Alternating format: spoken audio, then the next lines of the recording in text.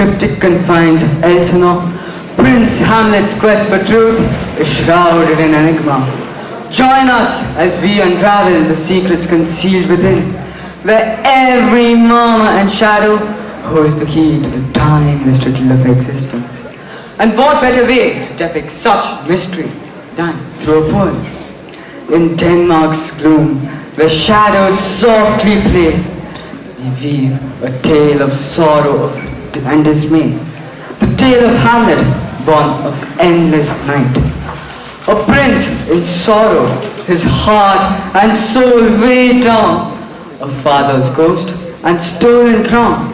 His mother swift remarrying, a dark disgrace, leaves young Hamlet lost, not knowing what to do. A kingdom shattered grace.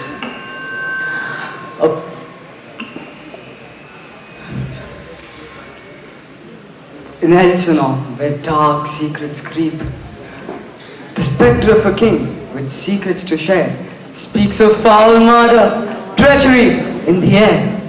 Vengeance, he rustles, seek justice, seek the right, yet the path is shadowed, fraught with fear. Madness feigned or madness true, as Hamlet's grief doth cloud his view. In Elsinore's halls, where dark secrets creep, our one-act play unfolds beneath the sky, with passion and toil condensed and bright. Our cast hath striven to keep Shakespeare's words alive.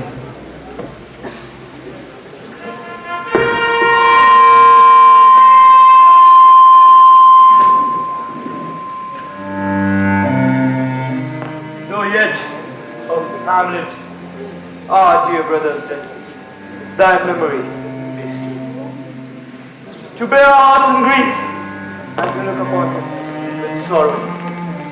So far had this vision fought against nature, that we with the wisest sorrow look upon him with remembrance of our sins. Therefore, our former sister, now my nor have we wherein bear your better wisdoms, which have gone with this affair long, for all our thanks. And now, Claudius, you spoke of some suit. What wish you have? My dear lord, your leave and favor to return to France, from whence so willingly I came in your coronation. Yet now I must confess that duty done. Take thy leave, good Claudius. And my cousin, now my son, Hamlet, how is it with the clocks in hand? Not so, my lord. I'm too much in the sun. If it be, why seems it so particular with thee? Seems, madam. Nay, it is real. I do not feign grief with my dark clothes, forced sighs, not downcast expressions. No, these do seem like thee. They are outward actions one might perform. But I have something within me, deeper within me, that surpasses these mere appearances. These indeed seem, for they are the actions that a man might play. But I have that within, which passage shows. These but the trappings and the suits of woe. 'Tis commendable, Hamlet, to mourn the death of your father. But remember, your father was not his father, and so on. Grief is natural, but to persist in it is stubborn. Therefore, I ask, cast this grief aside and think upon me as your father. You are next in line for the throne of Denmark. 2 months dead. Nay, not so much, not 2. So excellent a king it was to this Hyperion, to his Satan. So loving to my mother that he might not betame the winds of heaven visit her face too roughly. Yet, within a month, marry with my uncle, my father's brother, but no more like my father than I. Oh, just within a month, almost wicked speed to be forced with such dexterity to incestuous sheets. Oh, it is not, nor cannot come to good, no, but break my heart. But I hold my tongue.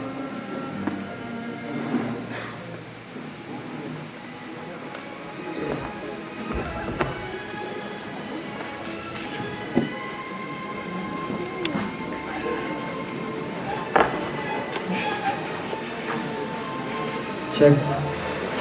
On the cold, dark night of Elsinore Castle's platform, Horatio and Francisco are seen talking cautiously. Towards the end of the night, they are interrupted by a ghostly figure.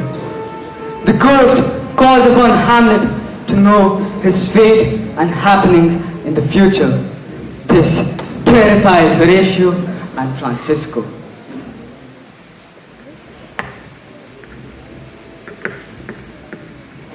Who's there? Nay, answer me. Who's there? Long live the king! Oh, Horatio, are they been you? Ever so carelessly frightened. Nay, nay. Last night of all, when yon same star that's westward from the pole had made its course illumine that fire of heaven, when now it burns, merciless in myself, the built and beating one.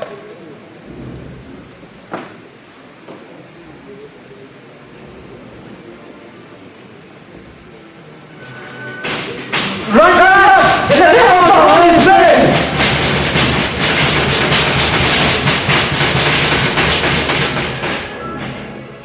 Oh no, Horatio. You look tremble and so pale. Is this something more like a fantasy? What think you on? Before my God, I might not believe without the true sensible evoke of mine own eyes, Is it not like the king? as though add to the self. Such was the very armor he had on when he, the ambitious Norway, combated. So proud, he once when in an angry parley, he smote it, slayed poleaxe on ice. I charge you both by the heavens! Why the noise? 'Tis just of one! My lord, I think I saw him. Saw who? Your father, the king, my lord. I was not mad. No, lord, we had seen him with the own eyes upon the platform where we watch. Well, if it assumes my noble father's person, I'll speak to it, though hell itself should gape and bid me hold my peace. By the heavens, thou shalt show yourself! Walking where I have come! Our sufferers and tormenting friends must surrender up myself. Oh, alas, poor ghost. Don't pity me. Listen carefully to what I have to say. Thou must quench me. What? I and the mothers be doomed for such dawn. Walk for days and nights and find lost in life. Fall crying, and in my days of nature, fought and fought away. Of that, let me tell you the secret of my power. I take revenge. Murder so foul! Haste me to know it, that I with wings as swift as meditation or thoughts of love may sink to my revenge. You want that? Even I will. So suddenly, and so the whole year of Denmark, by a forced process of my death, rank the abused. But know thou noble youth, serpent that did sing thy father's life, the one closest to him. But who? Unabated beast! With witchcraft a witch! And traitorous gift! Oh, wicked wicked gifts! This make me speak of the one. Thou shalt find yourself and take revenge for full murder! Oh, all you host of heavens! Oh, earth! What else? Shall I couple hell? Oh, fire! Hold my heart, and you, my sinews, grow not instant old, but bear me up safely. Remember thou art a poor ghost, but whilst remembrance holds a seat on this distracted globe, remember thou! Secure her! Thou needst not do nothing, instead thou must swear! Swear by Saint Patrick! Do what? Swear by my sword, lay your hands upon my sword. Never to reveal at such time seeing me, no matter how strange or odd soever I bear myself, never shall you reveal. Swear! On the heavens! In Elsinore Castle, Polonius, Claudius, and Gertrude discuss Hamlet's strange behavior.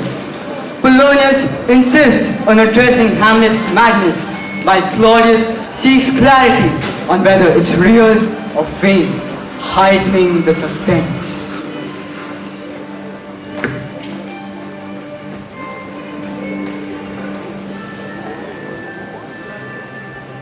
The ambassadors from Norway, my good lord, are joyfully returned. Thou hast still been father of good news, Polonius. Have I, my lord? I assure my good liege, I hold my duty as I hold my soul, both to my God and to my gracious king. And I do think, but if this brain of mine hunts not that trail of policy, so sure as it had used to do, it has found the very cause of Hamlet's lunacy. Oh, speak of that. Speak of that, I do long to hear. But give first admittance to that ambassador. No. First, speak of his lunacies. I'll be brief then. The noble son is mad. Mad call I it. But to define true madness, what is it but nothing else than mad? Let that go. More matter, but less art. Madam, I swear, I use no style. He's in love with my daughter. No, it cannot be. Find the causes behind. Aye, my highness.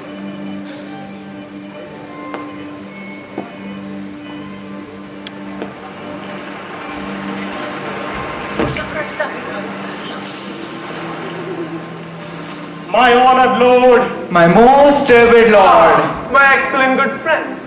How dost thou, Guildenstern? Rosencrantz. Good lads, how do you both? as the indifferent children of the earth, Happy in that we are not over happy. Our fortunes kept, we are not the very button, nor the soles of our shoes. What news? none, my lord. But why do thou feel so distant? Yes, my lord, what is the unpleasant cause that has held you behind? I confess, I do feel distracted, but I mustn't speak about the cause. Why not, my lord? We are Do not ever bring it up again. But your news is not true. Let me question you more in particular. What have the both of you deserved at the hands of fortune that she sent you to prison hither? Prison? What should we understand by the words? Nay, mind not what I say. My lord, the actors succumb hither. The best actors in the world, either for tragedy, comedy, pastoral comical, scene indivisible, or poem unlimited. For the law of writ and liberty, these are the only men.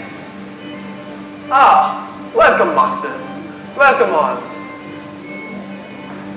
Why, my old friend, thy face is valiant since I saw the last. Comest thou to beard me in Denmark? Oh, my young lady and mistress! By our ladyship, your beauty is nearer to heaven than once I saw the last, by the altitude of a chalk height. Welcome, masters. I welcome you all. Thank you, my lord. My old friend, do you know the play Murder of Gonzago? Aye, my lord. We'll have tomorrow night. You could, for a need, study a speech of some dozen or 16 lines, which I would have set down and inserted it. Could you not? Aye. I welcome you all, masters, to Elsinore. I'll leave you till night. Goodbye. Now I am alone. Oh, what a rogue and peasant slave am I! Is it not monstrous that this very player here, put in a fiction and a dream of passion, is suiting with forms to his conceit? Tears in his eyes, distraction in his aspect, a broken voice, and his whole function suiting with forms to his conceit. Yet I, a muddy and metal rascal, peak like John a dreams, unpregnant of my cause, can say nothing, no, not for a king upon whose property and most dear life a damned defeat was made. Am I a coward? Oh, and that bloody bawdy villain, that remorseless, treacherous, lecherous, kindless villain! Oh, vengeance! The play is the thing wherein I catch the conscience of this murderer.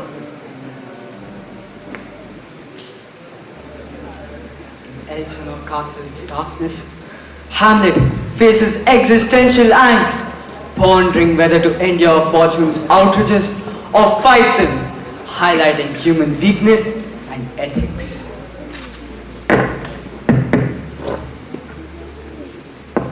To be or not to be, that is the question. Whether it is nobler than the mind to suffer the slings and arrows of outrageous fortune, or to take arms against a sea of troubles by opposing them, end them. To die, to sleep no more. To sleep, we say, we end our heartache. The thousand natural shocks our flesh is heir to. Oh, it is a consummation devoutly to be wished for.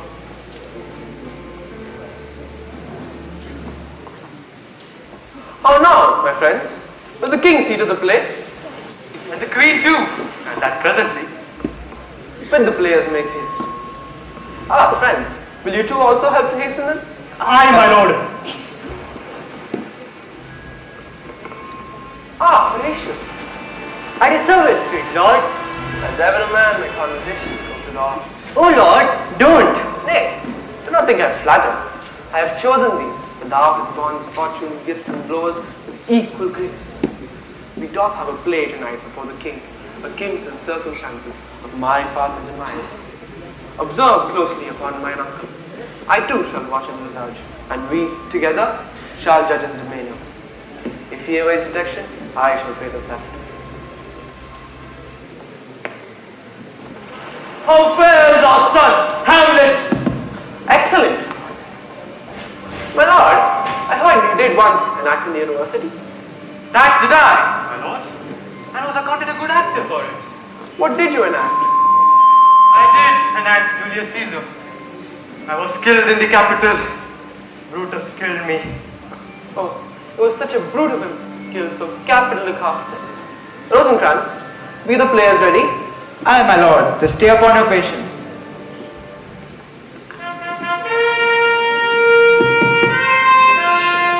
For us and for our tragedy, here's to be to your clemency. We beg your hearing patiently.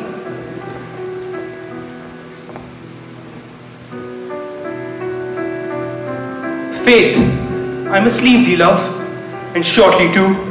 My operant powers, their functions, leave to do, and you shall live in this fair world behind, honored, beloved, and happily, as kind for husband shall thou.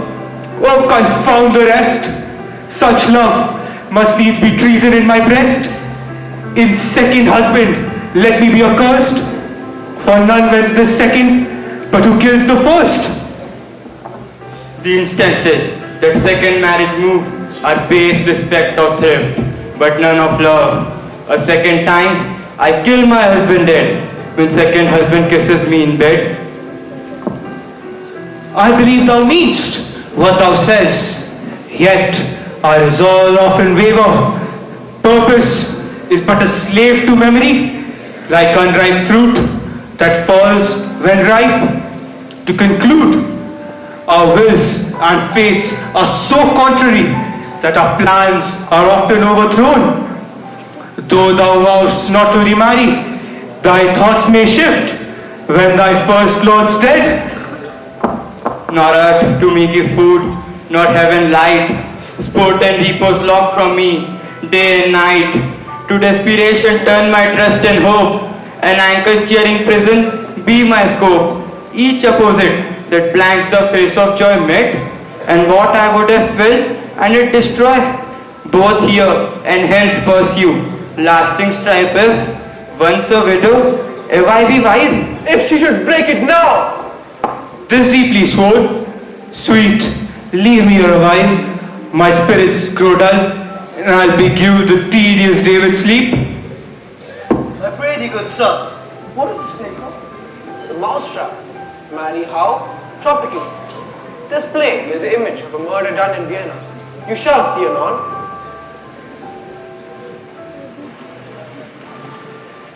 This one is Lucianus, nephew of the king. Thoughts fled, and jept, drugs fit, and time agreeing. Confederate season, as no creature see. Thou mixture rank of midnight beats collected, Will that gets banned thrice blasted, thrice infected. Thy natural magic and dire property of wholesome life are served immediately. He poisons the garden of his estate. His name is Gonzago. The story is excellent and written in choice Italian. You shall see anon how the murderer gets a lump of Gonzago's wife. Her face, my lord. You only play! On the top of poisoning Horatio? I did very well note him. Good, my lord, accept me a word with him. Sir, a whole history. No, the king, sir. Aye, sir, what of him? He's in his retirement marvelously tempered. Aye, with drink? No, with color. Oh, your wisdom should show itself richer. Signify this to the doctor. For me to put him into purgation, but perhaps plunge him into further horror. God bless you, sir. My lord, the queen would like to speak with you, and that presently. Then I will come to my mother by and by. They fooled me to the top of my bent. 'Tis a very witching time of night. The churchyards yawn, and hell itself breathes out contagion into this world. Now could I drink hot blood and do such bitter business that the bitter day would quake to look on. But soft now to my mother.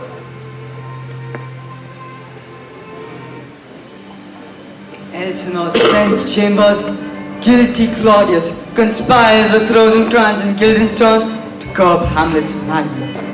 Fearing for his throne, he decides to send Hamlet to England under the guise of protecting the state. As Claudius grapples with his damning secrets, Hamlet confronts him for revenge.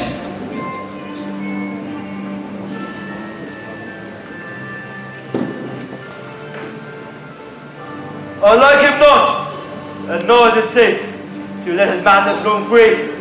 Therefore, I pray thee, if your commission dispatches, ye shall go with you to England.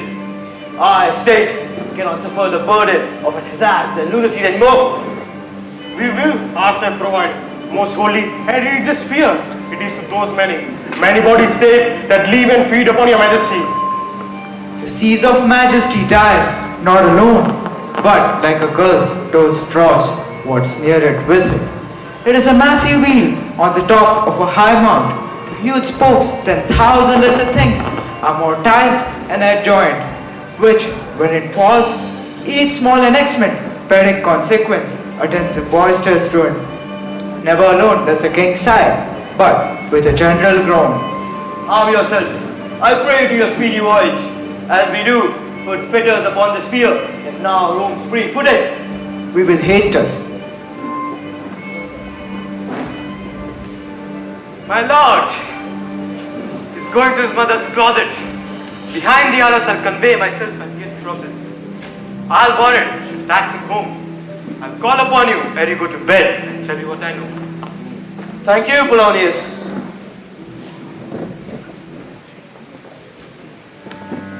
This is unknown.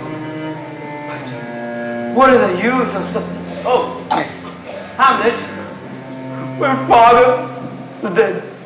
His body cold, but I pray his soul be at peace. It is known to me that he was murdered, but by whom I wonder? Maybe a guard, or someone close to him, someone who trusts him with all his heart. I know it. I feel I'm being beckoned. What news?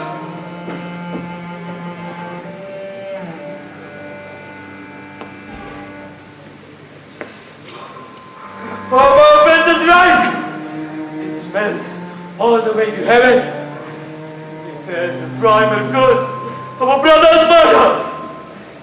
I cannot pray, though my will be sharp.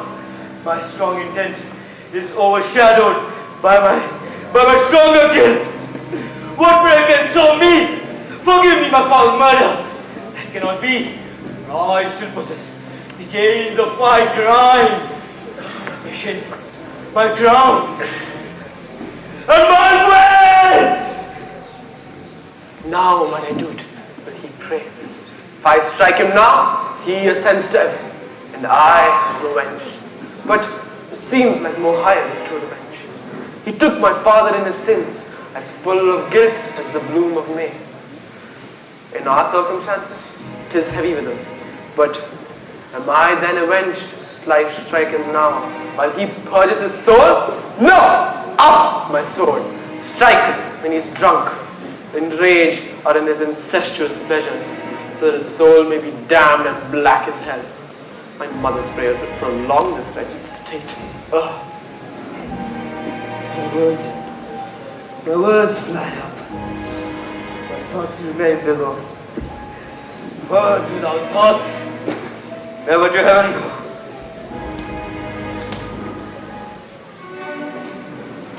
A dramatic confrontation unfolds between Hamlet and his mother Gertrude in the presence of a hidden Polonius. Tensions rise as accusations and revelations come to light, revealing the depth of Hamlet's anguish and determination.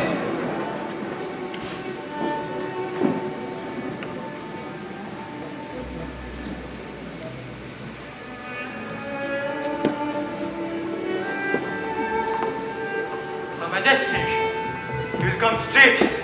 Look, you lay home to him. Till his pranks have been too broad to bear with, and that your grace had screamed and silenced me even then.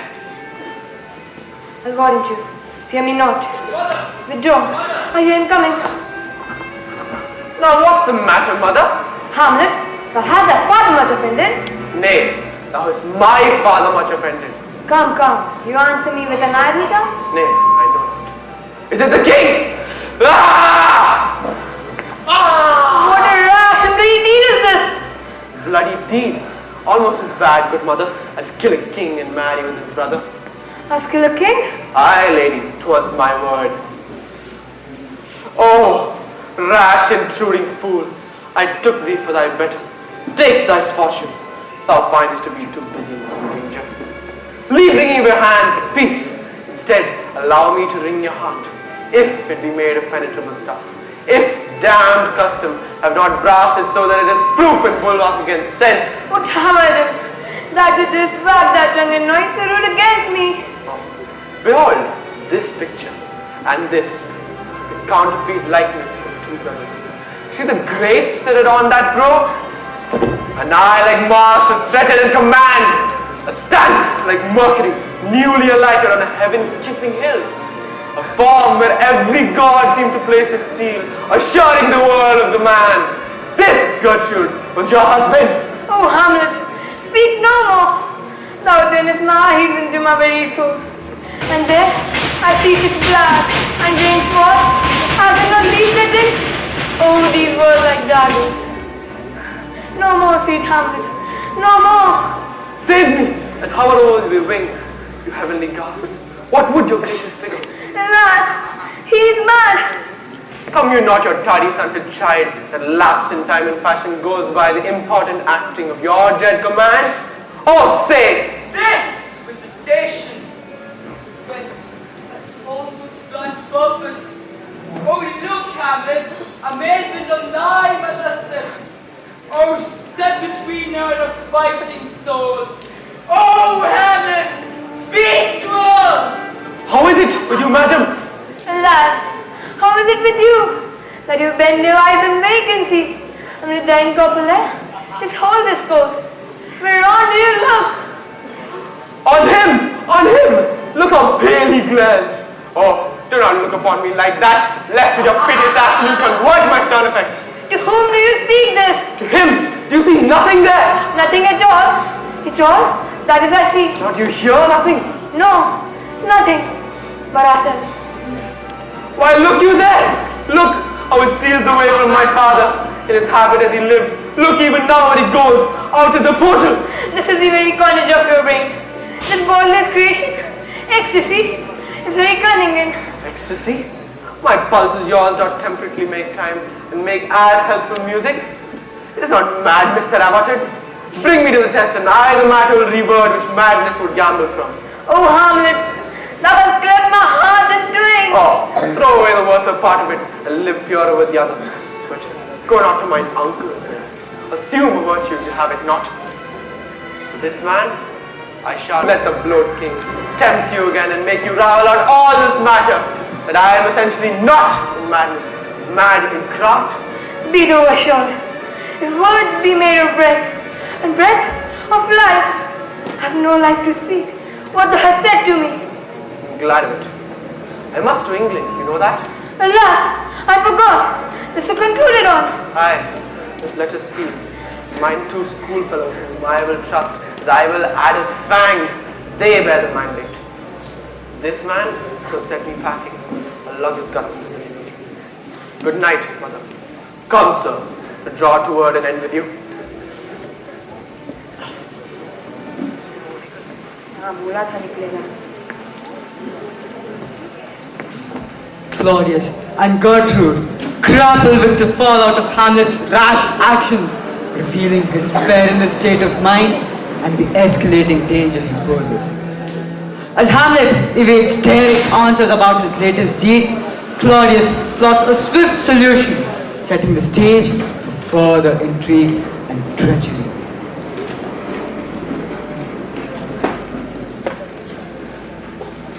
What news, Gertrude? How fares Hamlet?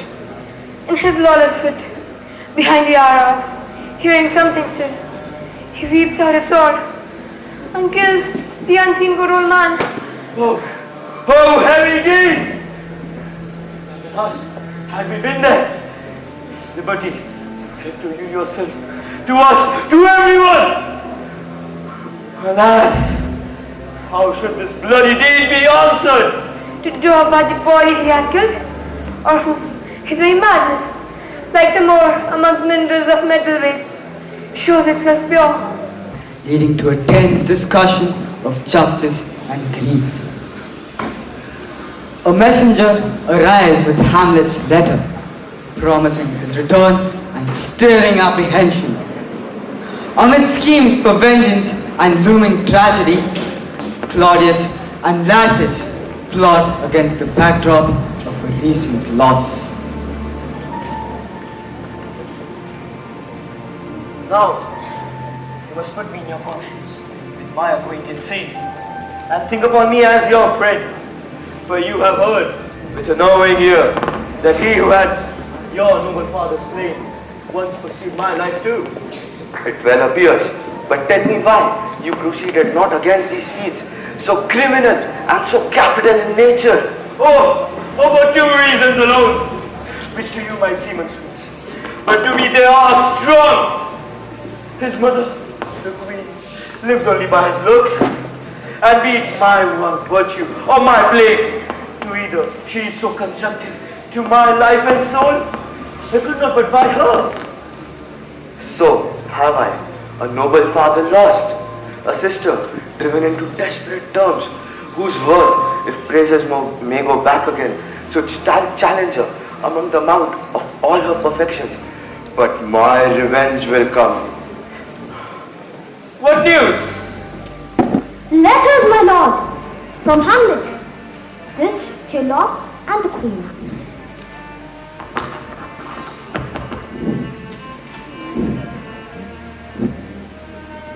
Hi, Martand. You shall know that I have set naked on your kingdom.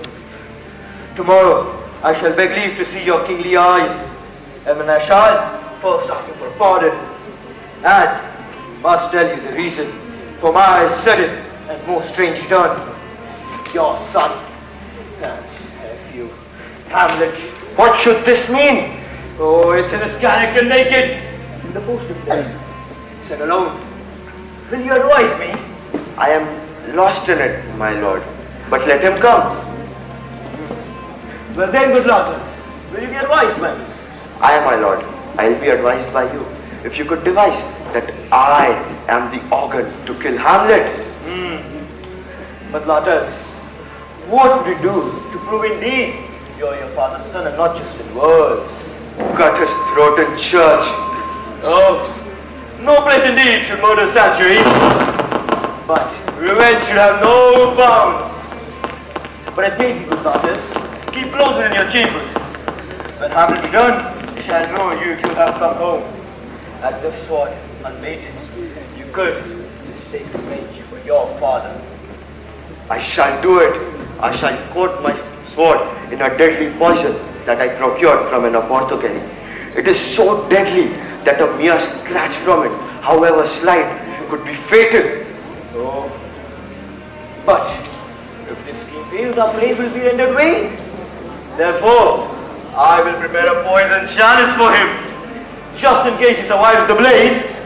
Then our schemes may yet succeed. But pray, what is that noise? One more is turned upon us here. So fast they follow.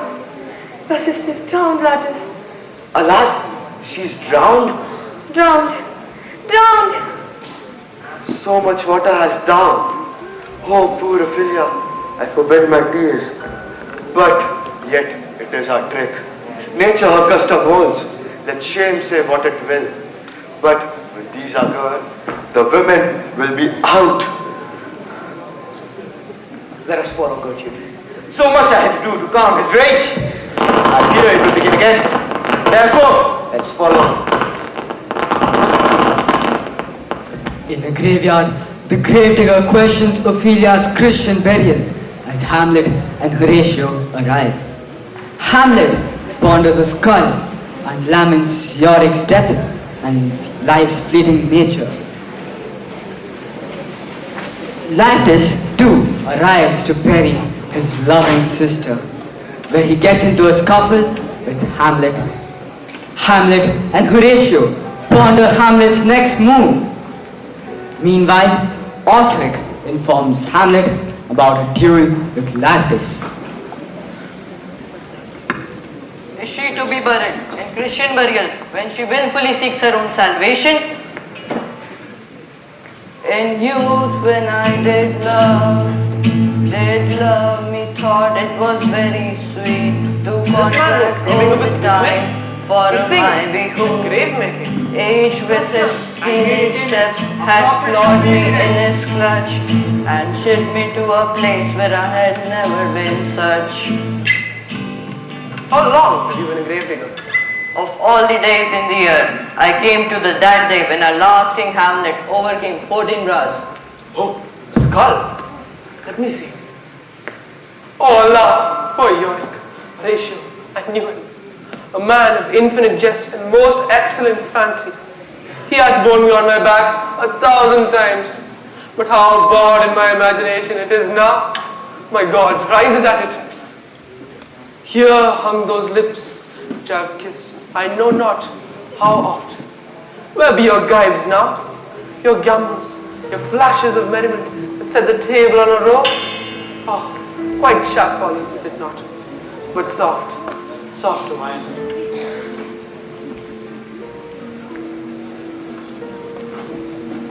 O thrice-wretched woe, fault and hold upon the accursed head. The thing that has deprived thee of the most ingenious sense.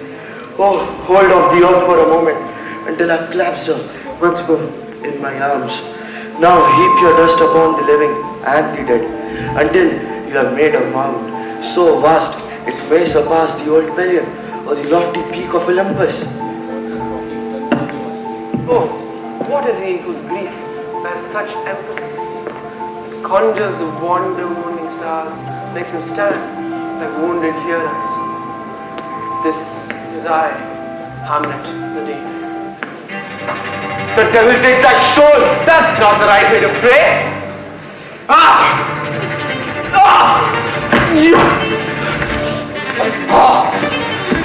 Lady, take your hands off my throat. I'm not quick-tempered or rash. There is something within me, dangerous which you use by its fear. Take your hands off me! Separator! Hamlet! Hamlet is in near madness! Hear you, sir. What is the reason you use me thus? I have loved you ever. But it is no matter. Let Hercules himself do what he may. The cat will mew, the dog will have his day. I pray thee, good Horatio, wait upon him. We shall put to patience and strength in our last night's speech, and put this matter in the correct push. Good Gertrude, get some watch over your son, or this grave here shall have a living monument. An hour of quiet shall we shortly see. Till then, patience be our proceeding.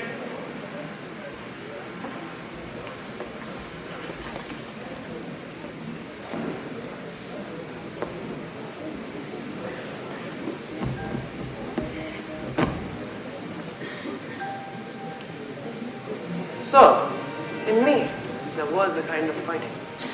Methought I lay worse than the mutants in the billboards. That is most certain. In the darkness, groped did I, my seagull scarfed upon.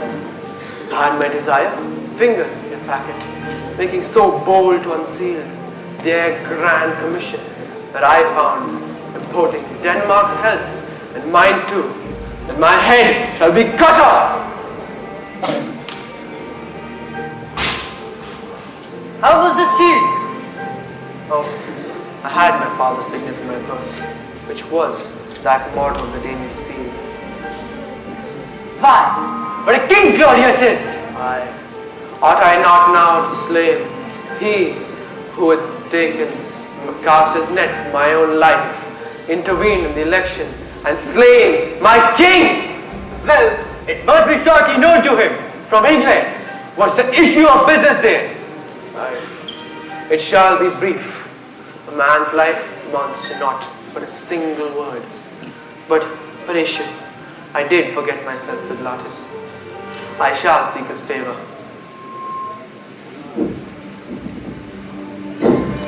Your lordship is welcome back to Denmark. I humbly thank you, sir. Sweet lord! If your lordship were leisure, I should impart a thing for you from his majesty. My lord! His majesty bade me signify to you that he has laid a great wager on your head, sir. He has nearly come to court. Lattice, believe me, an absolute gentleman of excellent differences in a very soft society. The concern, sir? Why do we hide these men in our breaths? I mean, sir, he's known for his weapon. In his talent, he's unfellowed. Well, what is his weapon? Rapier and dagger. If it pleases His Majesty, 'tis the breathing time of day with me. I shall win for him if I can.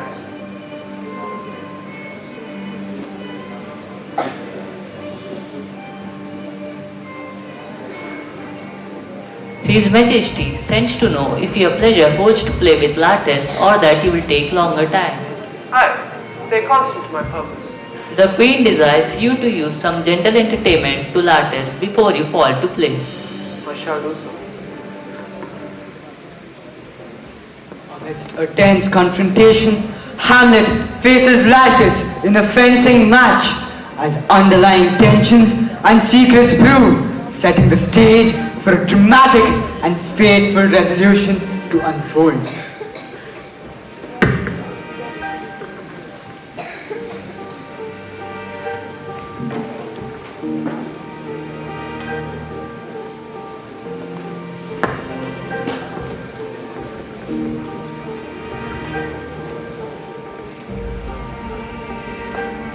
Pardon me, sir.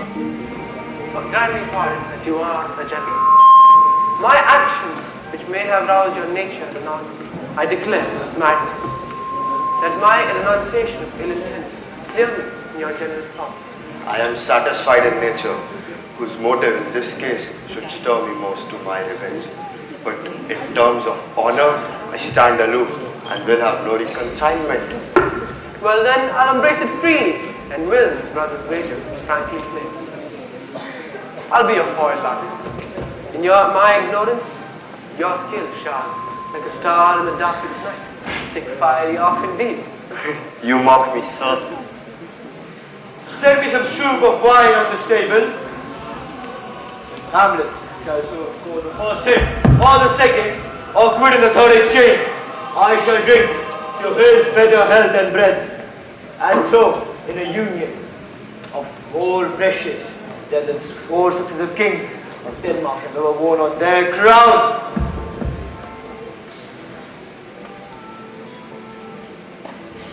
Begin!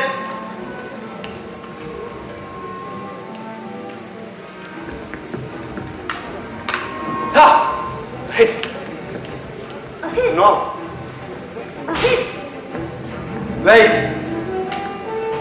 Hamlet, this is to thy health and safety.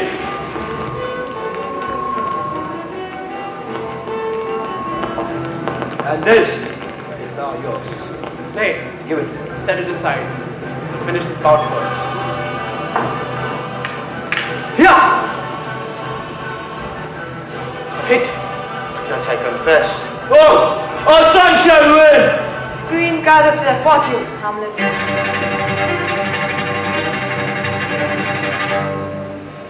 Noble, you must not. I will, my lord. Pardon me.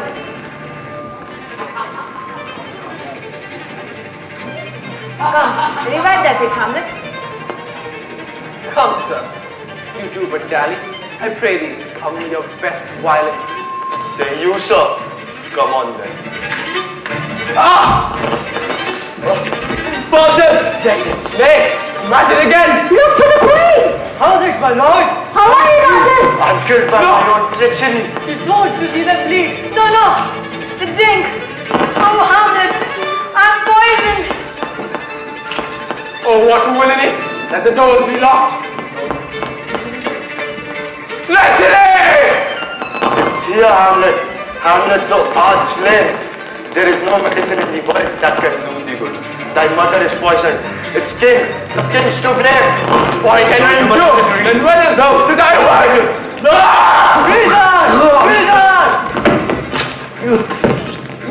Yeah, your damn ancestral stain is rotted.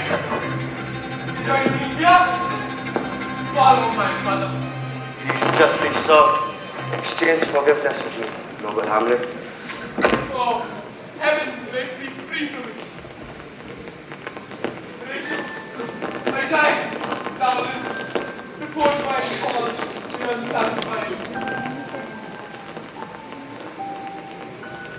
Oh, what warlike noise is this? Young Fortune with compass come from Poland to the passages of Finland, keep this war like holy. Oh, I die, Horatio. This potent poison quite overflows my spirit. I cannot live to hear the news of England, but I do prophesy the election light on young Fortune. He has my dying voice. Ah! Ah! Good night, sweet prince.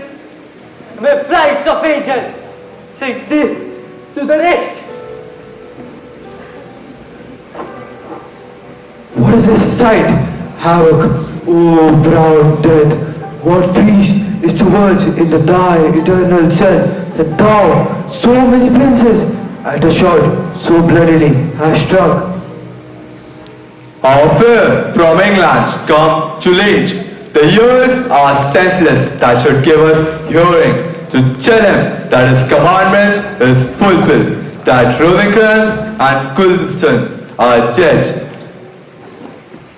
Not from his mouth had the power of life to thank you.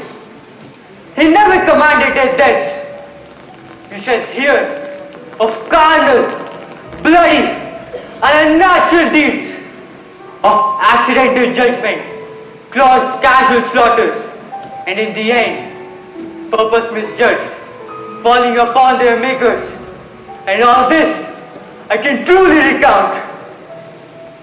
Dedication to hear him and summon the noblest to the audience. Let 4 soldiers bear Hamlet to the stage like a soldier, for he was most likely to have been proved most royal had he been crowned. The soldiers' music and riots of war speak highly for him. Take up the bodies, such a sight befits the fields, but seems much amiss. Go and bid the soldiers fire.